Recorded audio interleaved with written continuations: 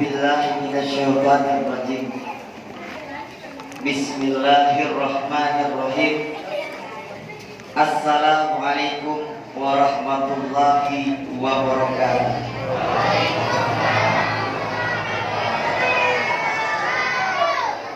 Al-Mukarram ma'asyiral habaib, Al-Mukarram ma'asyiral asatid, yang memuliakan dan menghormati para tokoh agama, terkhusus jamaah Masjid Nurul Hidayah di Kelurahan Kemedas. Mudah-mudahan beliau yang berhadir di sini dipanjangkan umurnya. Mudah-mudahan beliau yang hadir di sini dimudahkan rezekinya. Mudah-mudahan mereka dan beliau-beliau ada di sini selalu bisa menuntut kita ke jalan yang benar. Selanjutnya yang kami hormati Bapak Kapolsek atau yang mewakilinya, yang kami hormati Bapak Dan Ramil atau yang mewakilinya, serta seluruh pemangku kebijakan yang tidak bisa ulun sebutkan satu persatu, tetapi tidak mengurangi rasa hormat dan takzim ulun kepada pihak-pihak seberata, apalagi ibu-ibu dan bapak-bapak pada hari berbahagia.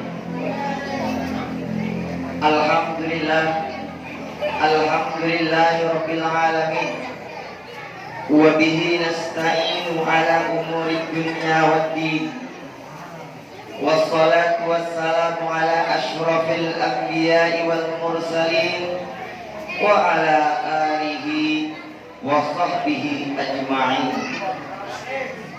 Innal hamdalillah nahmaduhu wa nasta'inuhu wa na'udzu billahi min syururi anfusina wa min sayyiati a'malina. Man yahdihillahu fala mudilla lahu wa man yudlil fala hadiya lahu.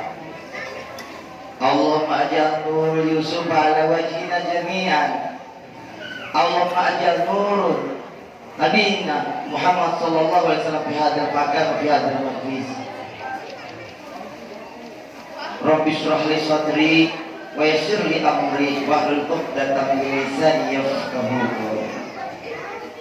Bersyukur kepada Allah Subhanahu wa taala, pada malam hari yang berbahagia ini kita semua bisa berkumpul di langgar atau Masjid Nurul Hidayah ini. Ampun, kita semua dalam keadaan sehat walafiat, alhamdulillah. Tidak jauh dari sini kita melihat sanak dan saudara kita terbaring di rumah sakit, di rumah sakit Samboja. Beliau diberikan rahmat hidup, tapi dicabut rahmat sehatnya oleh Allah Subhanahu wa taala, sehingga beliau semua tidak bisa berhadir dan berkumpul di hadapan kita semua. Mudah-mudahan Allah segera mengangkat penyakitnya dan kita yang di sini selalu diberikan kesehatan. Di sana juga ada saudara kita yang belum bisa berhadir di sini karena masih mengerjakan permasalahan duniawi. Ada yang pada malam hari ini motornya hilang, mau pergi ke masjid, tidak jadi, nyari motor ke Kapolsek. Mudah-mudahan saja orang-orang yang kesusahan pada malam hari yang berbahagia ini segera dimudahkan oleh Allah Subhanahu wa taala. Beliau diberikan nikmat sehat, diberikan nikmat iman, tapi ada dicabut di dalam diri beliau nikmat kelapangan. Tidak mempunyai waktu untuk pergi ke sini. Di sisi lain, ada juga saudara kita yang masih di rumah baring-baring nonton televisi, capek Pak. Habis tadi ke hutan, ke kampung menebas, hendak pergi ke sini, jangan aja lah, tunda-tunda dulu ke kulit. Mudah-mudahan saja beliau diberikan rahmat sehat, rahmat iman, tetapi tidak diberikan rahmat istiqomah untuk mengamalkan panggilan Allah Subhanahu wa taala. Soal berikan salam tidak lupa ulun aturkan kepada junjungan kita Nabi besar kita Nabi Muhammad sallallahu alaihi wasallam yang mana sudah membawa kita, Pak, Bu, dari mana zamannya kebodohan hingga zaman sekarang ini, di mana banyak sekali majelis ilmu. Pada zaman sebelum Rasulullah diutus, kita jahiliyah semua, bodoh semua, bahasa kasarnya tampung. Pada saat itu Cil, orang-orang berkata apa? Rumahmu rumah saya, binimu bini saya. Ini sekarang siapa yang kepada wani kepada binimu bini saya? Penjara perkelahiannya lagi.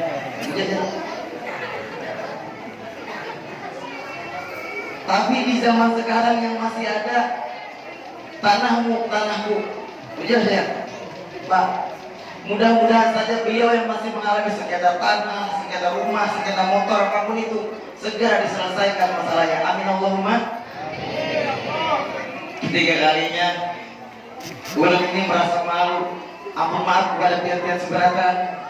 Sebetulnya ulun ini tidak layak untuk berbicara di hadapan pihak-pihak seberataan.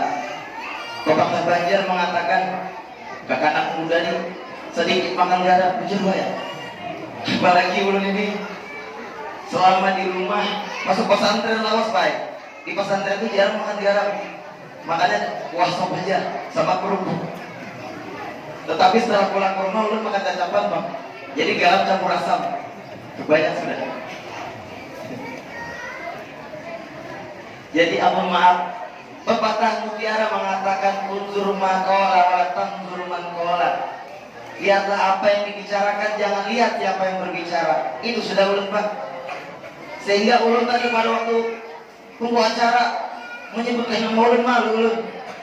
Karena ulun dulu Pak waktu masuk pesantren itu kalau ditanya Ustaz, Mas Mukaya Ali, Mas Mukal Kamil, Ismi Suwandoge Ustaz. Siapa namamu wahai saudaraku? Siapa namamu aslinya? Suwandoge. Ulun kan mau nyampe soal panjangannya. Ismolga Kamil Mada. Nama panjangmu itu apa? Suwandoge Peng Ustaz. Kenapa nama begitu? Kamu tahu hasilnya gepeng itu ya Ustaz? Tahu Ustaz? Apa penyet? Astagfirullahaladzim. Al-ismu kedua yari. Nama itu bagaikan doa wahai anakku, kata Ustaznya ulun.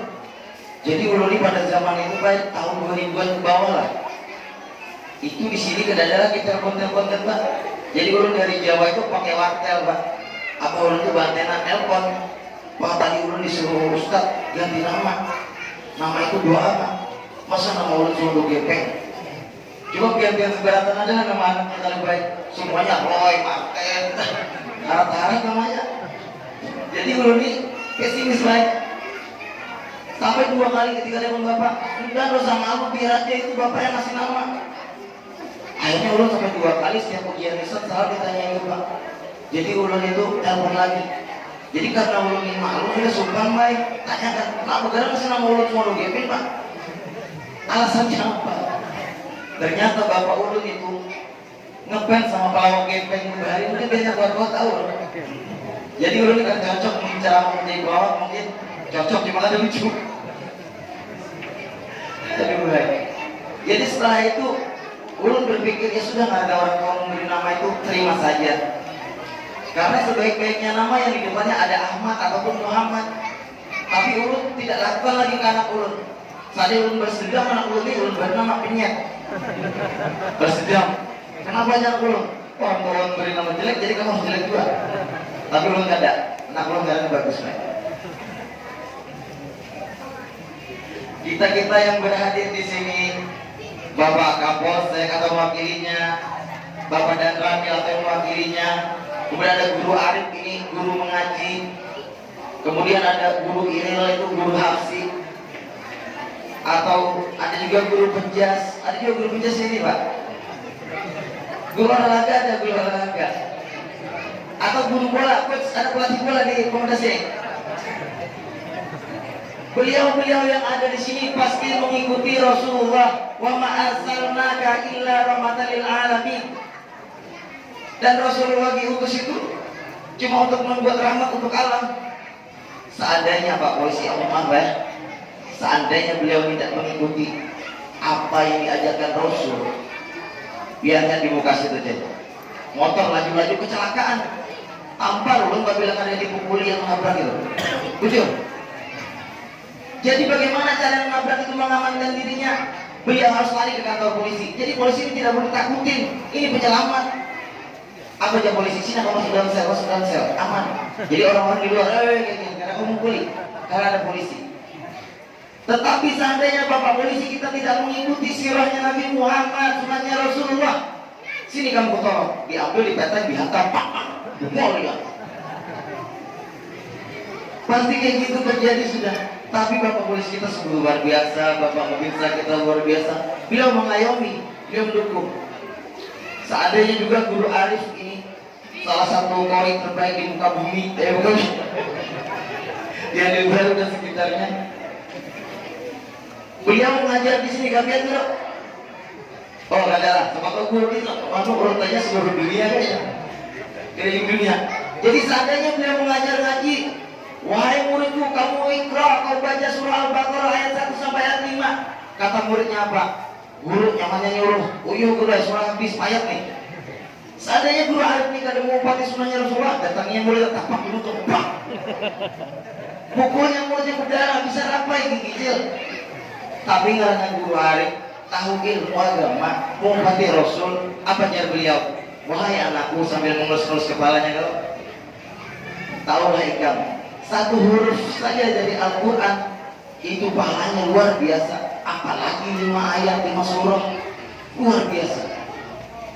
Seandainya lagi ada guru penjas ini di luar agama, guru apa namanya, penjas, itu kada agama Islam kan.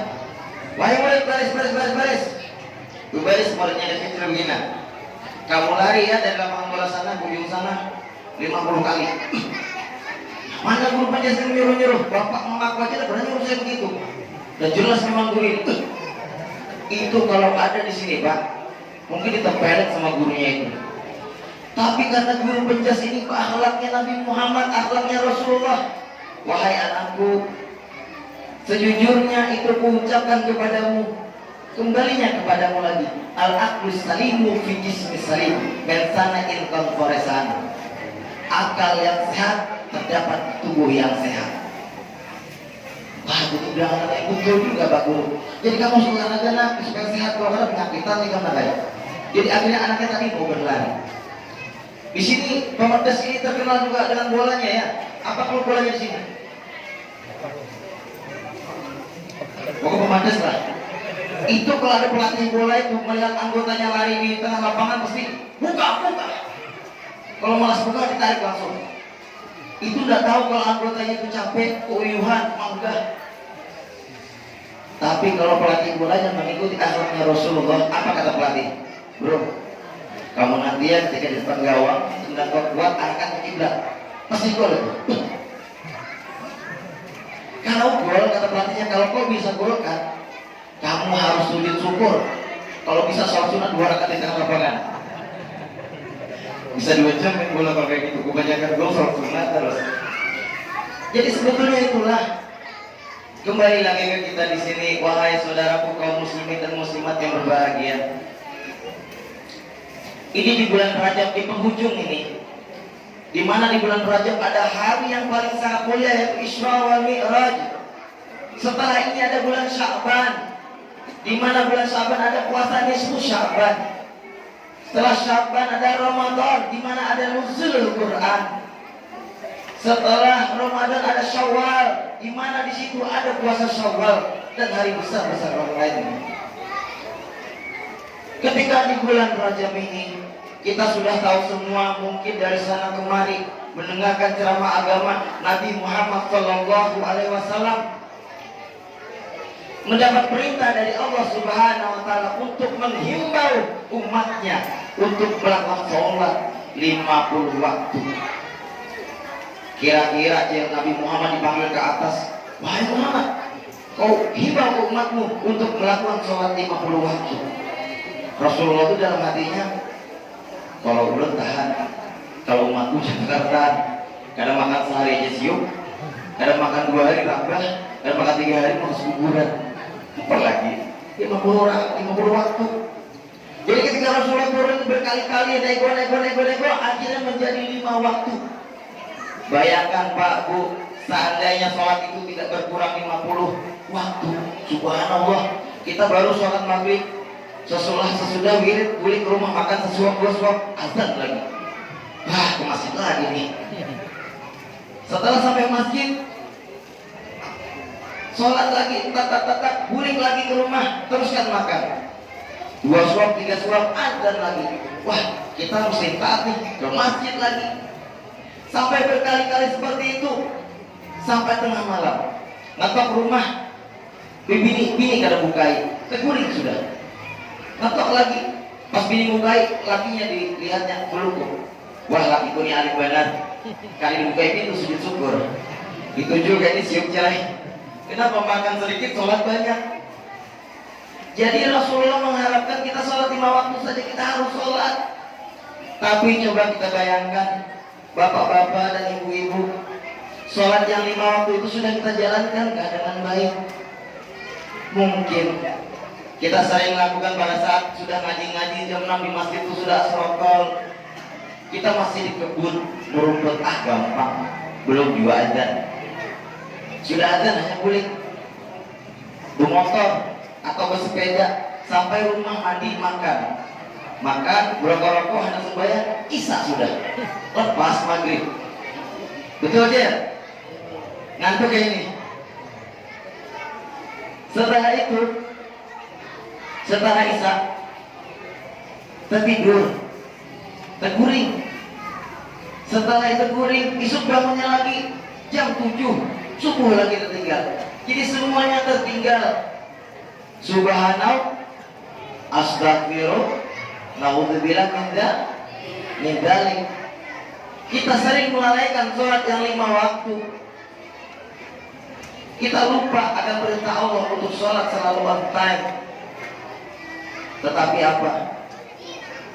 Kata saya ketika masuk pesantren, saya bertanya sama Ustaz, kayak Ustaz, tidak ada muslimun ta'ah, walakinahu la yusolli. Bagaimana Ustaz? Muslim itu taat, tapi dia tidak sholat. Dia sedekah, sering nolong orang susah, sering membantu tetangga yang kesusahan, tapi dia tidak sholat. Bagaimana Ustaz? Layan fak sholatku, sholatnya tidak ada gunanya. 5 aja Ustaz. Kenapa Ustaz? Kenapa? Inna awalu ma yuhasabu fil akhirat abda ayya sholat. Jadi yang pertama dihisab itu di akhir zaman itu sholat. Kalau sholatnya batalat kuluha. Kalau sholatnya nggak baik, fasadat kuluha. Kalau sholatnya rusak semuanya. Jadi amal baik yang kita sedekah, kita menolong orang tidak dinilai agama, tidak dinilai pahala oleh Allah Subhanahu wa taala. Bertepuk dada, ya Allah, betapa banyak orang yang begitu. Karena santri itu tidak puas dengan satu ustaz. Ketika ustaz yang lain datang, tanya lagi, Ustaz, bagaimana satu orang itu baik, tidak pelit, sering bantu orang tapi tidak sholat, layan fak, tidak bermanfaat ya akhi. Kenapa Ustaz? Karena yang pertama dihitung adalah sholat. Kalau sholatnya tidak baik, maka semuanya dianggap tidak baik. Tetapi ada kata terakhirnya, wallahu ahkamul hakimin. Allah lah sebaik-baiknya penghakiman. Kenapa? Kita manusia tidak boleh menghakimi manusia. Kadang-kadang kita ngomong ke orang itu malas sholat, ahli neraka. Orang itu kata rajin ke masjid, ahli neraka dasar. Kita manusia tidak bisa menghakimi manusia, karena seyogyanya yang menghakimi manusia makhluk ciptaan Allah adalah Allah. Jadi wallahu a'lam bishawab, kata gurunya saya. Jadi itu masalah Allah. Kenapa? Karena ucapan asyhadu an la ilaha illallah wa asyhadu anna muhammadar rasulullah itu sangat berat di timbangannya Allah. Bayangkan kalimat syahadah rububiyah wa uluhiyah itu kalau ditimbang dunia sama kalimat itu masih besaran kalimat itu, masih beratan kalimat itu. Apa wajar kita menghakimi manusia yang sudah mengucapkan 2 kalimat syahadat tetapi dia tidak sholat, kita katakan dia masuk neraka. Tetapi kita panggil dia, ayo kita sholat bareng-bareng. Bagaimana Bu? Kita lanjutkan. Jadi itu masalah terkait sholat. Pada saat zaman Bani Israel, orang-orang alim, orang-orang kaya, raja-raja itu mencari ilmu kemana-mana. Kalau kita sekarang gampang mencari ilmu, betul Bu, Pak? Bu, gimana Bu? Gampang mencari ilmu? Tinggal buka YouTube. Bolehkah saya makan sambil berdiri? Keluar dalil, la yashrabanna ahadukum qa'iman. Tidak boleh makan sambil berdiri, tidak boleh minum sambil berdiri. Bolehkah saya makan nasi sama ayam? Boleh. Bagaimana kalau ayam cuci tanah? Tidak boleh. Pasti itu lengkap di YouTube. Tetapi pada masa itu alat telekomunikasi, HP, tidak ada. Jadi raja Bani Israel memanggil kepada warganya, "Hei, masyarakatku, kau kumpul semua. Tolong siapa yang paling ahli agama di sini mau aku gaji. Mau aku jadikan kamusku, mau aku jadikan aku guruku. Ketika aku bertanya, dia harus siap menjawab." Bayangkan Bani Israel. Di sini adalah raja. Adalah Pak di sini raja, Pak? Ada Pak, Raja Walu. Boleh di sini. Raja Walu, Raja Dusta, Raja Hutang Pak. Cuma tidak ada di mana kita ini. Di sini tidak ada aja lah. Tidak ada di sini. Itu di sana. Tahu kalau tahu di mana kampung mana kan? Jadi kata raja, kamu akan kugaji semaumu. Karena hartaku sangat banyak, emasku berpikul-pikul, berton-ton, duitku bergudang-gudang. Oke, baik kata ulama tadi. Saya ingin bertanya, wahai raja, bagaimana jika aku mengajarkan kamu ketika selir-selirmu yang cantik-cantik itu lewat, aku tertarik, bagaimana kalau aku nikahi dia? Kurang ajar kamu. Kalau kamu kayak gitu, besok ajarkan pergi dari sini. Lalu ulama tadi menjawab, wahai raja, kau baru punya emas, harta sedikit saja, paling berapa gudang. Tetapi Allah yang maha besar, yang memiliki alam dan isinya, kau juga miliknya Allah. Pernahkah ketika engkau berbuat keburukan Allah mengusirmu dari dunia? Kita aja nih Cel, Pak Bu, kita tadi sholat subuh lah, subuh-subuh. Sholat subuh lah kita tadi tuh. Nah di siang-siang tadi adalah kita juga menipu orang. Atau di sore-sore tadi adalah kita nyuntan sendal orang, maling. Seandainya Allah marah, seperti raja tadi kita dibuang, kemana dibuangnya? Dan tahu, tapi Allah itu maha pengasih dan maha penyayang. Hambanya yang berbuat kesalahan tidak serta-merta dibuang seperti itu saja. Allah maafkan. Karena apa? Allah menutup aib kita semua. Allah menjaga kita semua. Pada suatu ketika di daerah Jawa ada ulama Majdub. Biar tahu ciri ulama Majdub.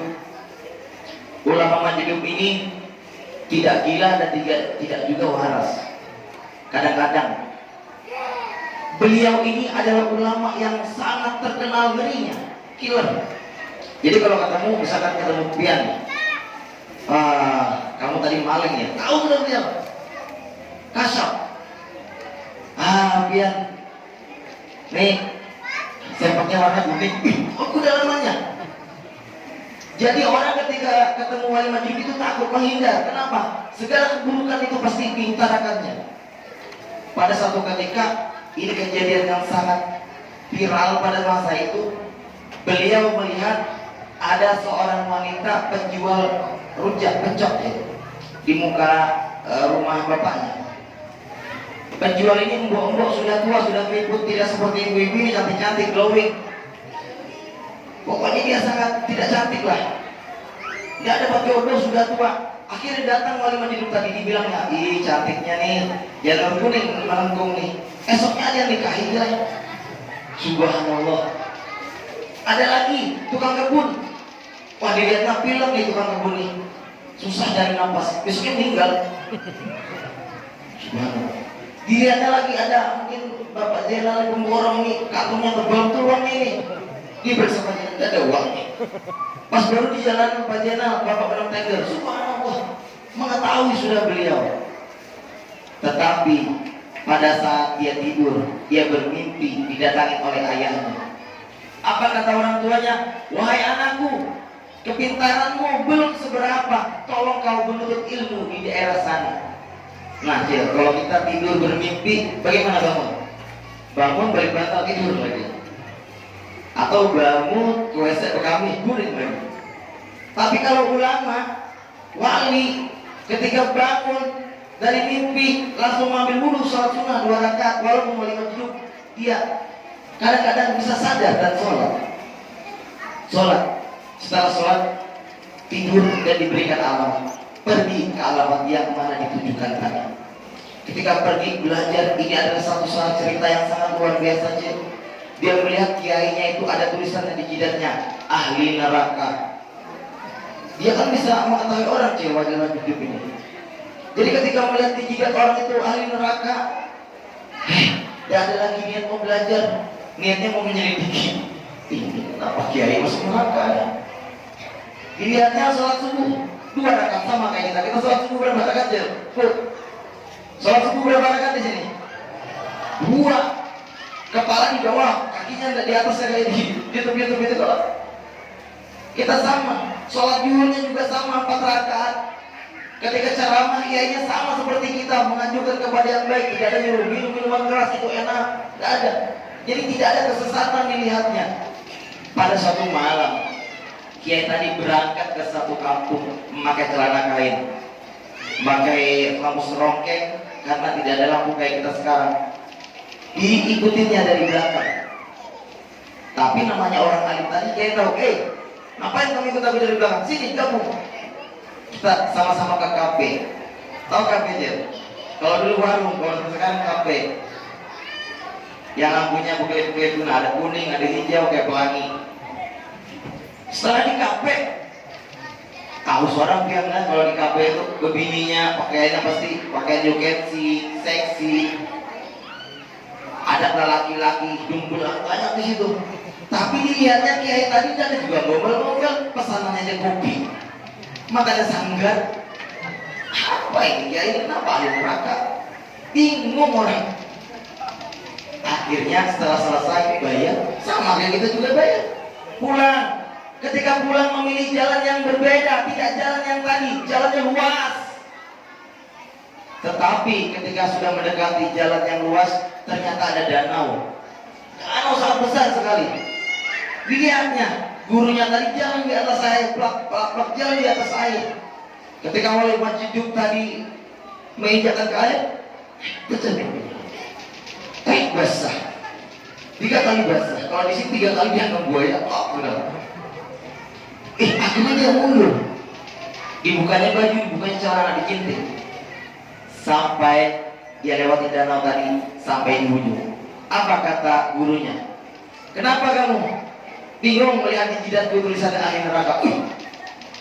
Kejut dia. Ternyata ulama ini tahu bahwa saya ingin mata-matai dia. Di jidatnya ada tulisan ahli neraka. Langsung kata gurunya tadi, wahai engkau wali hidup, sebetulnya Allah memberikan engkau karomah. Tidak, bukan.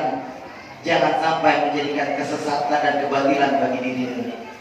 Karena Allah memberikan karomah untuk kebaikan. Jangan sampai gara-gara engkau punya karomah, tapi bisa menyudutkan engkau ke nerakanya Allah Subhanahu wa Ta'ala.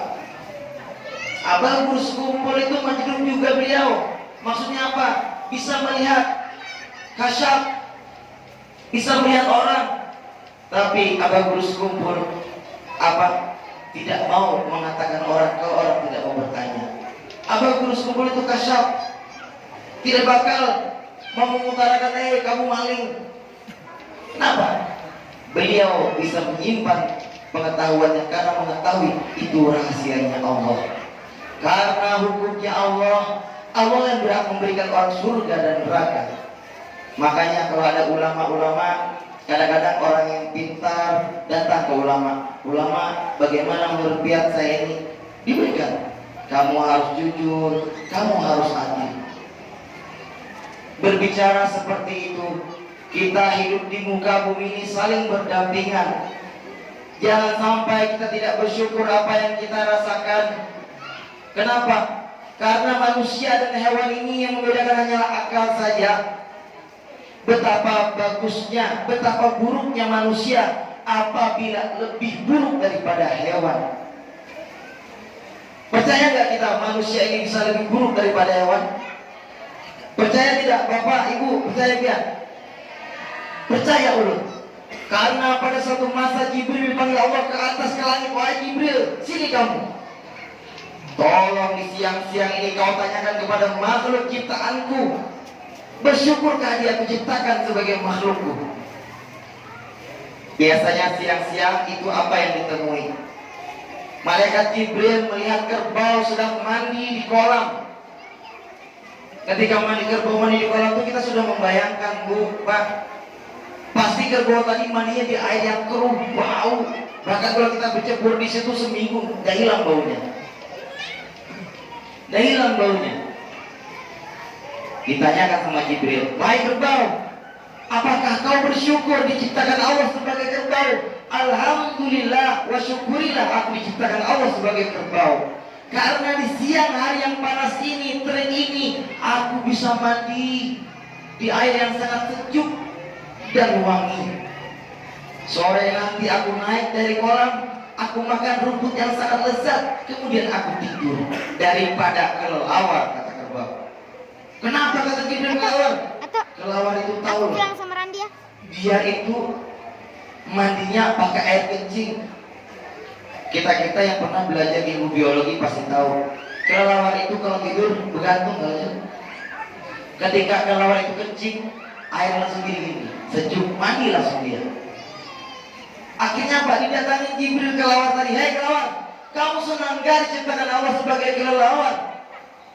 Saya sangat senang dan bersyukur. Karena di siang hari aku tidur, nanti di malam hari aku mencari makan sama aku. Ada jambu piang, ada mangga piang, ada rambutan piang, dihantam semua sama kelelawar. Adalah kelelawar itu di penjara. Tidak ada bapak polisi menangkap kelelawar maling. Tidak ada. Kata kelelawar, daripada cacing. Nah, cacing pula. Akhirnya Jibril datang lagi kepada cacing. Didatangi berarti, cacing, kamu senang gak diciptakan Allah sebagai cacing? Alhamdulillah wa syukurillah, kata cacing. Masih juga bersyukur. Aku ini kadang perlu sekolah, kadang perlu bekerja, kadang perlu repot-repot mencari rezeki. Aku makan tanah di higaan, aku tidur di gelap-gelap, enak dada yang gak aku. Hidupku aman. Mau kawin ada bini bertelur di dalam tanah. Cacing tidak ada, jalan-jalan keluar tanah itu, cari rumah tidak ada. Kata cacing daripada manusia. Sekarang lu tanya, ente taskur diciptakan Allah sebagai manusia. Syukur. Kenapa? Itu sate hebat. Dia bersyukur diciptakan Allah sebagai manusia. Kenapa? Tapi kata cacing, manusia itu lebih pintar, beda sama binatang. Tetapi manusia apabila tidak bisa membedakan yang hak dan yang batil, pasti akan mempertanggungjawabkan di akhirat kelak di nerakanya Allah Subhanahu wa taala. Naudzubillah. Apalagi kadang-kadang kita ini sering kufur nikmat Allah. Jangan gantian, mulut juga sering kufur. Makanya kita dari sekarang harus selalu bersyukur. Kadang-kadang kita nih di sini tidak ada ya kebun ya, ada kebun bani di sini ya. Ada padi di sini. Kadang-kadang kalau kita lihat ke kebun padi, ada itu orang merokok. Bapak-bapak biasanya megang cangkul, minum kopi. Kita begini, sian nyala bapak, miskin hidup. Bawi bandar merokok, ngaling. Datangin, coba tanyakan. Bapak senang nggak begini? Apa kata bapak? Alhamdulillah, nyamannya pagi-pagi ngopi sambil merokok. Lapar makan, habis itu ibadah, sholat, masuk surga. Betul. Daripada pian-pian, kenapa? Pian-pian ini berkelahian, berebutan proyek, tendang kursi, hampas meja, dapat mobil, dapat tanah, di bawah mati. Masuk apa? Masuk neraka. Innauzubillah, Allah takut. Jadi jangan sampai kita berkufur dengan nikmat Allah. Ini pernah terjadi dengan ulun. Kita semua pernah sekolah, pernah reuni. Biasanya reuni itu ajang orang bual-bualan. Tetapi kalau orang pesantren reuni itu enggak, ajang hulutan cerai. Jadi pada saat itu ulun reuni, ada orang kayak gini bicara di mimbar begini, gaya, Saya adalah pengusaha yang sukses. Eksa saya di mana-mana sudah ada. Aku ini dengan tahu Ustaz. Itu siapa sih? Itu Eko. Apa gawe? Itu punya rental eksa di mana-mana, menguasai dari daerah Balikpapan dan sekitarnya. Luar biasa. Tapi itu bungul. Kenapa bungul? Itu 2 tahun dari kelas dulu di pesantren. Ya Allah, orang bungul sukses jualan. Langsung ditapak di bawah jalan. Nah, salah sudah kamu. Ustaz, kenapa? Kau salah memaknai kesuksesan orang. Kenapa salah? Coba kita tanyakan bapak-bapak, ibu-ibu, acil-acil yang naik sepeda pagi-pagi itu mengayuh sepeda ke kebun. Bulik sore membawa bani, kadang membawa kangkung. Tanyakan kepada beliau. Bersyukurlah dengan apa yang didapatkan. Alhamdulillah, aku syukur benar. Itu kaya. Dia tanyakan kepada guru penjas tadi yang naik motor, buntut ke sekolah ngajar, gaji sedikit honor, sudah 50 tahun honor. Tuh maaf ngomong, karena dia angkat-angkat.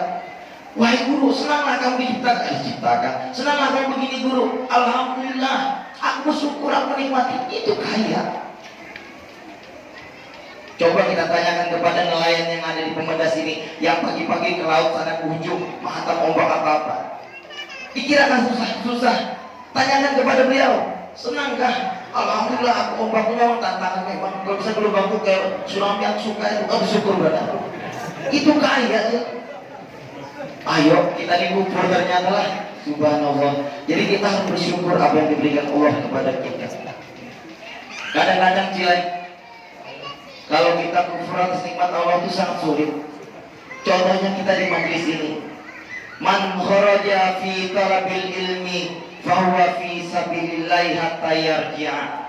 Barang siapa yang keluar menuntut ilmu, maka dia di jalan Allah sampai dia pulang nanti. Di jalan Allah tak punya mati syahid. Seandainya pian-pian tadi pulang ke masjid ini, ya Allah, aku niatkan, aku pergi ke masjid mau dengarkan acara-acara Islamiyah untuk mencari ilmu ya Allah dan syafaatnya Nabi besar Muhammad SAW. Ketika ada motor maju, ada motor tak, ada mobil tak selip. Ada bis tangkap, mati. Masuk apa aja? Masuk apa bu? Masuk kubur. Masuk kubur tapi masuk surga. Kenapa? Karena lillahi kalimatillah, untuk mencari ridhonya Allah. Ada juga yang begini, aku mencari ridhonya Allah juga nih. Mau bicara naik motor, ada bis slip, ada truk batu bara slip. Ada motor besi, mundur, semak, gaya. Posisinya ada, ada kodoknya nih. Wah, mati. Ketika kodok mati, di muka pohon meninggal. Masuk surga, masuk neraka aja. Nah, kalau kita pikirkan ini masuk neraka, tetapi neraka yang sudah jelaskan tadi itu urusannya Allah, bukan urusannya kita. Itu urusannya Allah. Kenapa? Irhamu man fil ardi yarhamukum man fis sama. Sayangilah yang ada di bumi, insya Allah yang di langit akan menyayangi kamu. Jangan juga segala sesuatu yang ada di bumi disayangin. Setelah dengar ceramah ulun, bulik, kan gelap-gelap di situ tuh. Ada kobra. Kata penceramah yang dia pegang tadi itu, kobra ini makhluk ciptaan Allah datang. Saya kobra. Itu bunuh diri. Patutnya mati aja, obatnya ada ke dokter sih. Mungkin belum ada, belum sampai rumah sakit Semboja, mati sudah di Kuala itu. Jadi jangan sampai kita menafsirkan kalau itu bunuh diri namanya. Jangan sampai itu terjadi pada diri kita. Jadi kita harus selalu menjaga. Mendengar cerita ini, wahai saudara-saudaraku kaum muslimin dan muslimat yang berbahagia, ada sekelompok pemuda di Pemedas sini pernah kebakaran Pak. Adalah pernah kebakaran Pak. Pernah kebakaran di Pemedas ini. Jarang ya, mungkin rumahnya betot semua mewah di sini. Kalau di Hari Baru tempat turun dan sering kebakaran aja. Rancak, karena kami rumahnya bahari, rumah lawas. Pokoknya dicatuk ini apa tawingnya, karena rayapnya hipok di dinding sudah. Jadi pada saat itu kebakaran. Wah, itu pasti panik sudah kalau bicara kebakaran. Itu bapak-bapak yang lagi bertapihan ke dalam, wah, Ibu-ibu kan baju balik lagi, pasang baju, keluar lagi. Tapi anak-anak muda itu pasti mereka saling tolong menolong, membantu, membawa ember. Ketika menyemprot rumah yang kebakaran, kan rumah di kampung tuh panggung dia. Di bawah kolongan tuh biasa ada kandang ayam. Nah, kandang ayam tuh ayam kuliahkan, panas kan, karena kebakaran. Namanya pemuda saling bahu membuka kandang, buka, keluar ayam semua. Kira-kira ada yang tidak keluar? Ada kecil yang kira-kira tidak keluar? Bu, Pak, ada nggak yang nggak keluar? Guru ada nggak yang nggak keluar? Ada. Ayam yang maharam. Ayam yang maharam itu sudah fitrahnya Allah menyerahkan hidup dan matinya demi anakku. Makanya orang tua kita, ibu-ibu, biar bapak-bapak, subhanallah, rela mati demi anak. Itu sudah fitrahnya Allah. Apa? Bila anak muda, ayo kita keluarkan ayam maharam tadi, diangkat, pas dia tadi patuk ular. Nah, ular lagi jadi. Tapi ini ular tanah lah dipatuk, suka. Ini kalau terjadi anak muda di Pemedas, pasti aman. Tapi kalau anak pemuda hamil baru pada kami itu Texas coy. Diambil kayu, diangkat ularnya, dipukuli ular kayak gini. Kadang-kadang ambil lagi bahan kacang, ada bahan kacang, lempar ke api. Tapi kalau pemuda yang baik, mengikuti ajaran Rasulullah, diambil di kulit ular tadi dilempar. Ditanyakan sama temannya, baiknya iya ya? Ular yang menggigit kami kamu lempar. Wahai saudara, perlu kau ketahui, ular ini sudah tabiatnya dan sudah fitrahnya mematuk. Mana ada ular makan? Kecuali anak Honda mungkin, atau ular mencium, nggak ada. Jadi ular itu kalau diganggu pasti menggigit. Jadi jangan sampai karena ular tadi menggigit merubah hati kita manusia yang penyayang tadi menjadi penjahat. Kenapa? Anggap saja ular tadi orang yang pendengki. Kalau orang pendengki, sebaik apapun kita, tetap dia tidak akan baik kepada kita. Karena itu sudah fitrahnya, kecuali dia mendapatkan hidayah dari Allah Subhanahu wa Ta'ala. Allahumma shalli ala sayyidina Muhammad. Lanjutkan. Kalau ada disuruh stop nih, subuh kita azan kali. Kalau langsung kembali belum tak spoil ini. Subhanallah. Jadi ternyata makhluk ciptaan Allah itu berbeda-beda, tetapi harus kita sayangi. Kita diciptakan berbeda-beda, wajah ulun, wajah pian, wajah bapak beda. Kalau kita sama semua aneh. Ada yang hitam, ada yang putih. Ada yang mancung ke dalam. Jangan pesimis berubah. Kenapa? Kalau orang mancung ke dalam, irit nafasnya panjang umurnya. Ya orang. Ada yang kaya dan ada yang belum kaya, kita miskin. Di sini ada yang miskin. Udah tanyain lagi. Ada yang miskin di sini? Hah? Bujur itu ya. Bujur nggak ada yang miskin kita. Yakin dulu. Kalau ada kepada miskin, sekarang ulun akan tanya, tanganmu tutup kali 20 juta Allah, 100 juta tanganmu, mataku congkel. Bayangkan kita jumlahkan aja seluruh tubuh kita di masih nggak mau kita jual. Kenapa? Mahal, kita ini kaya semua. Kenapa? Allah memberikan kita kekayaan, nafas, jasmani dan rohani sehat. Alhamdulillah. Diciptakan. Ada susah, ada senang. Tapi kita ada nggak yang susah? Kita nggak susah, kita belum senang saja. Sabar, syukuri apa yang ada. Insya Allah nanti akan senang. Kenapa? Kita lihat kanan kita, kanan kita di kanan dan kiri itu berbeda, Jul. Betul, ada tangannya semua kanan. Dua di sini atas bawah nggak ada. Tangan kanan, coba kita lihat tangan kanan ya. Pegang uang tangan apa? Pegang duit tangan apa, Bu? Pak? Tangan kanan. Tangan kiri ada di dalam. Salaman sama cewek, tangan apa? Tangan kanan. Makan ayam, tangan apa? Kanan. Tangan kiri apa? Bujur. Itu saja. Tutup yang berkata bukan mulut. Tapi tangan kiri pernah melaju. Wah, tantangan sial ya kamu. Yang aman-aman nih kamu yang sakit-sakit. Kata tangan kiri apa? Tangan kanan aku ini biar aku sakit, ringan. Tapi kalau kamu digigit nyamuk, dosa kamu telepon, dosa kamu WA. Nah, betul. Adalah mukul tangan kayak gitu. Jadi itu bedanya berbeda tuh saling melengkapi lah. Kata tangan kanan pun tangan kiri. Kamu jangan takut juga, aku nggak sombong. Uang yang aku pegang ini, yang banyak ini telah belikan jam tangan kamu yang pakai. Betul? Jam tangan di tangan kanan, kiri. Nah, itu berbeda tapi sama, tetap satu jua.